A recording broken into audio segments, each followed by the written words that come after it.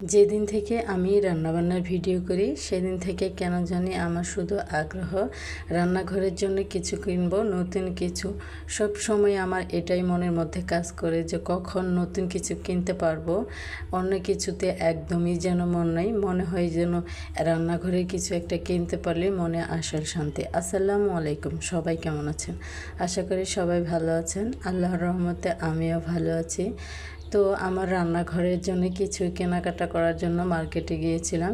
সেখানে গিয়ে এগুলো জিনিস কিনে নিয়ে আসি এবং সাথে একটা মাছ কিনে নিয়ে আসি। আমরা মা মেয়ে যেহেতু পাঙ্গাস খাই, তাই পাঙ্গাস মাছই নিয়ে এসেছি। আর পাঙ্গাস মাছে যে এত বড় একটা ডিম বের হবে সেটা আমি একদমই কল্পনা করিনি।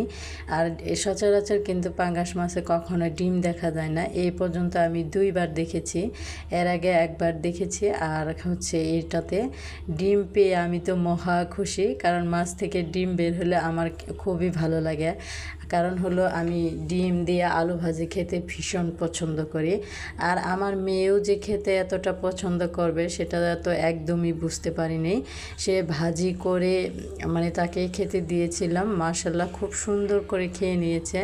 এখন তো আমার শুধু মনে হয় আমি মেয়ের জন্য আলাদা করে মাছের ডিম কিনে নিয়ে আসব এবং তাকে রান্না করে খাইয়ে দেবো। আমার মেয়ে এত বেশি পছন্দ করেছে।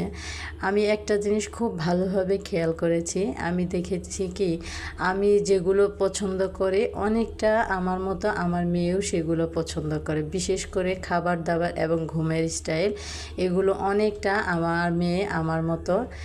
আমি যে সব জিনিসগুলো একটু বেশি পছন্দ করি খেতে, কেন জানি ওর মধ্যেও সেই জিনিসগুলো আমি দেখতে পাই।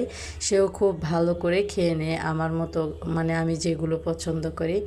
ওর বাবা এই জন্যই বলে মাঝে মধ্যে যে এখন তো তোমার দল ভারী হয়ে গেছে, কারণ আয়াতও তোমার মতোই মানে তুমি যেগুলো পছন্দ করো আয়াতও সেগুলোই পছন্দ করে। তখন আমি বলি ঠিকই বলেছ, আয়াত অনেকটা আমার মতোই হয়েছে, মানে যেগুলো ফুড আমার পছন্দ সেও পছন্দ করে।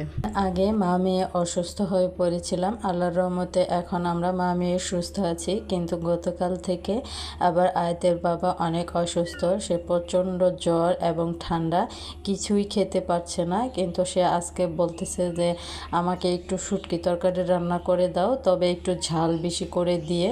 তো ঘরে আমার মূলা ছিল এবং আলু, সেটা দিয়েই আমি ঝাল ঝাল করে আয়াতের বাবাকে শুটকি তরকারি রান্না করে দিচ্ছি। কারণ ও শুটকি এভাবে ঝাল ঝাল করে জ্বরের মধ্যে দিলে খুব ভালো করে খেয়ে নেবে। আর এদিকে আমি শাক বসিয়ে দিয়েছি। আজকে আমি তেমন কিছু করব না, মাছ মাংস রান্না করব না, এগুলোই আজকে দুপুরের খাবার। তো এখন পাট শাক ভাজি করছি। পাট শাক ভাজি, শুটকির তরকারি এবং সাথে হচ্ছে মাছের ডিম ভাজা, এগুলো হলে কিছুই লাগে না।